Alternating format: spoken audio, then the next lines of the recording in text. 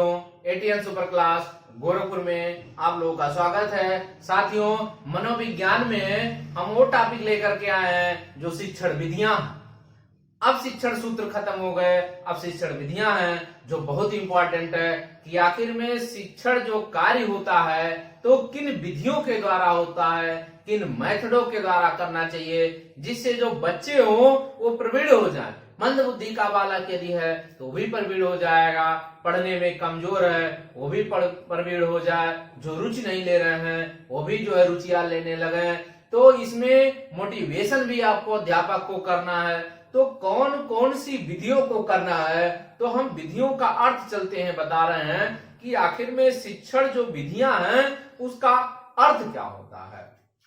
तो शिक्षण विधि का अर्थ जो होता है इसको ये पूछता है, इसलिए बताना जरूरी है। तो शिक्षण विधि का अर्थ क्या है, शिक्षण विधि माने टीचिंग मेथड होता क्या है, विधियां है क्या, ये क्यों इंपॉर्टेंट है। तो शिक्षण कार्य को ये याद रखिएगा, शिक्षण कार्य को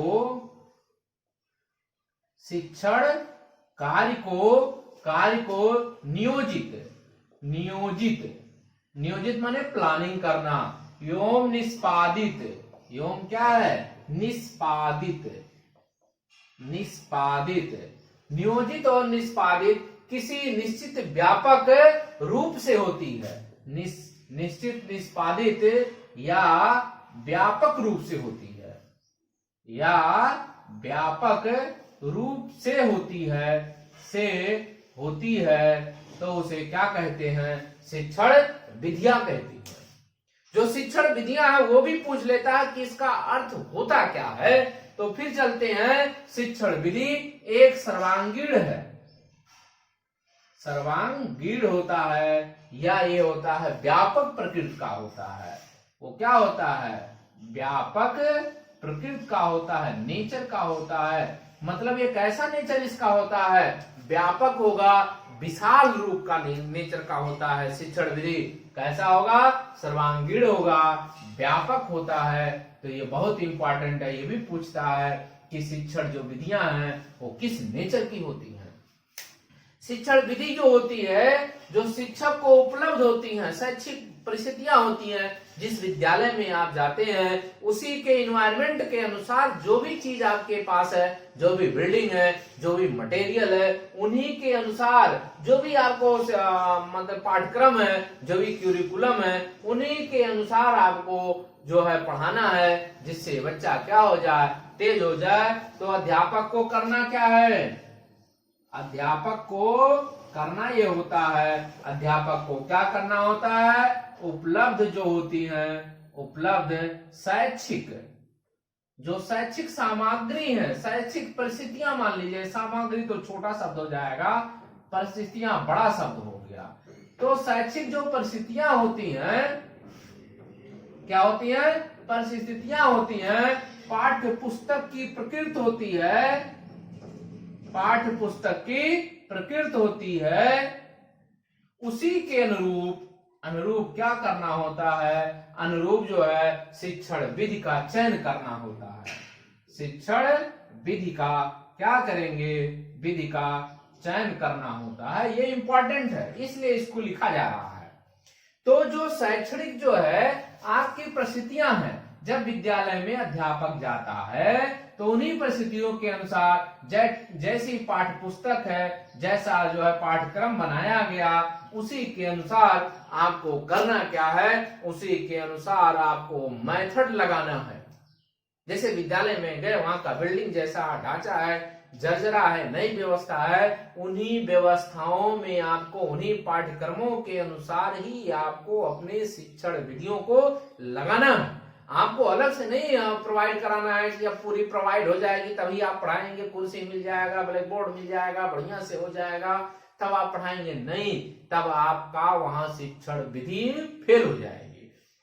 शिक्षण विधि का मतलब हो गया टीचिंग मेथड का मतलब हो गया कि जो भी परिस्थितियां हैं, जो भी वातावरण है, जो भी शैक्षिक परिस्थितियां हैं, उन्हीं के अनुसार, उन्हीं की प्रकृति के अनुसार आपको चयन कर लेना है और उन्हीं के अनुसार आपको पढ़ाना है। आपको अलग से कुछ नहीं करना है, उसी में विधि लगाना, उसी में कार्य करना है।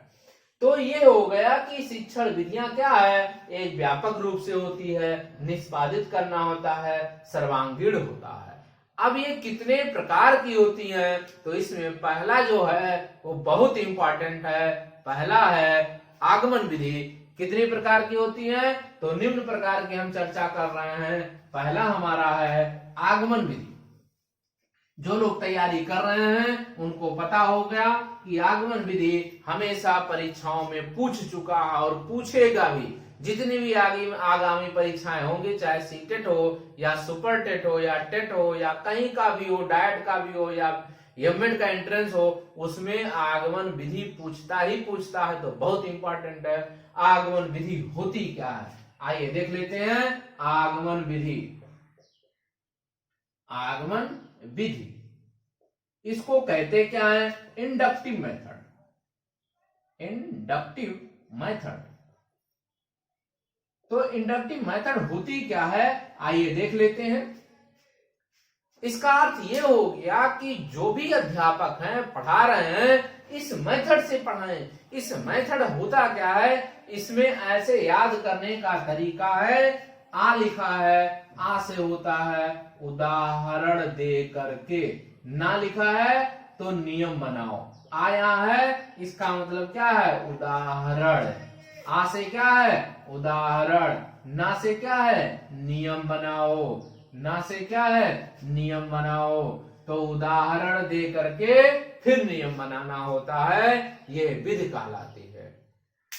इस विधि में क्या करेंगे, उदाहरण देते हुए नियम बनाना है, सूत्र बनाना है, फिर बच्चे को स्वयं वो कार्य करने लगे। बच्चा स्वयं वो कार्य करने लग जाता है।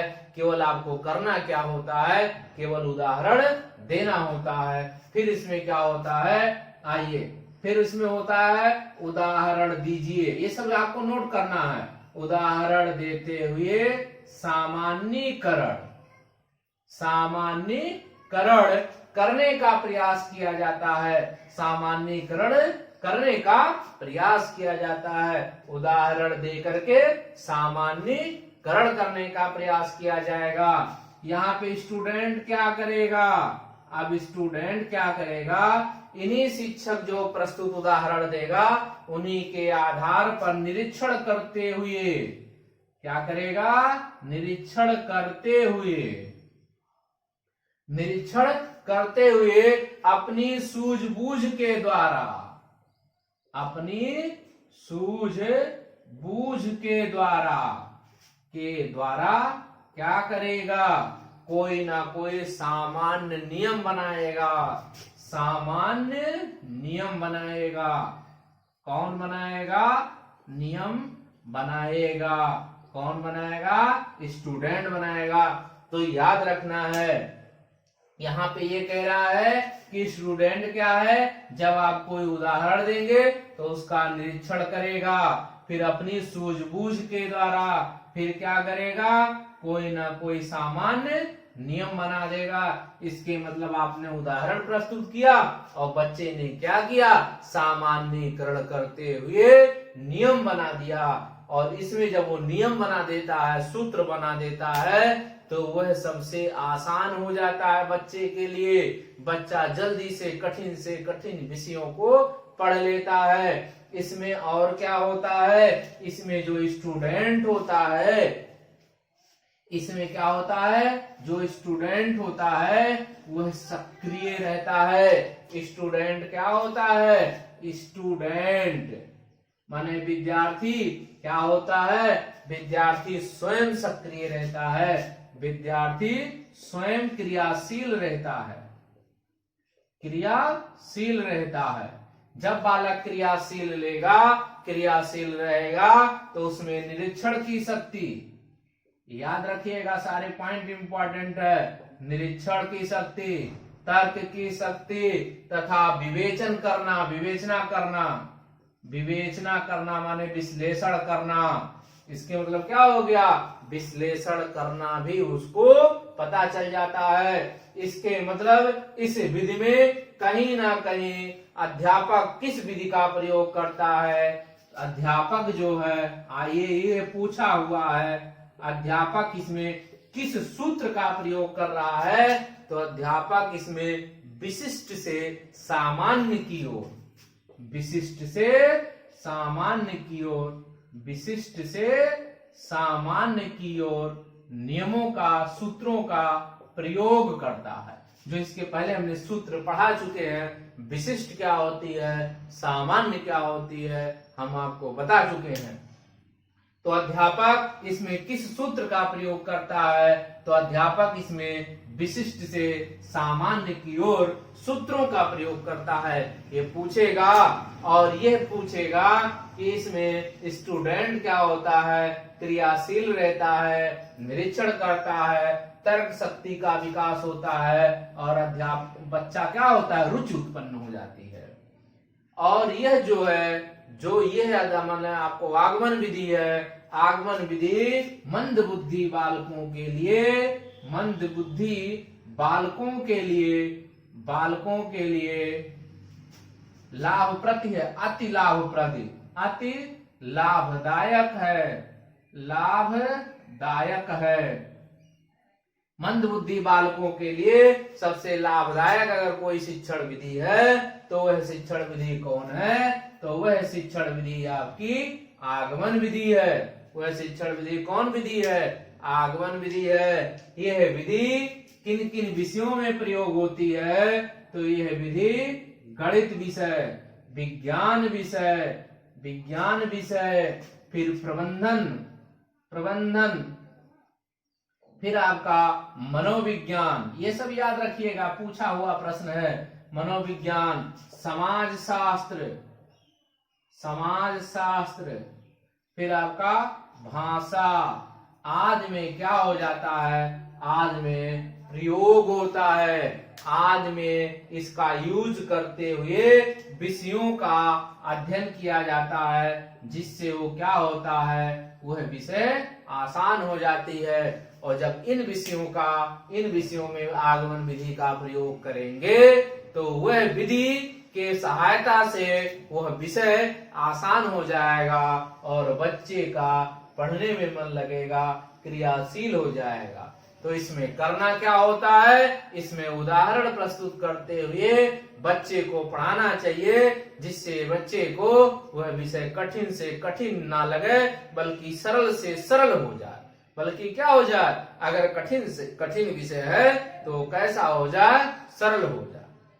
अब इसमें हम कल बताएंगे निगमन विधि, वो भी बहुत इंपॉर्टेंट है। तो साथियों, अभी तक जो लोग चैनल को सब्सक्राइब नहीं किए हैं वो लोग सब्सक्राइब करें, लाइक करें, शेयर करें। धन्यवाद।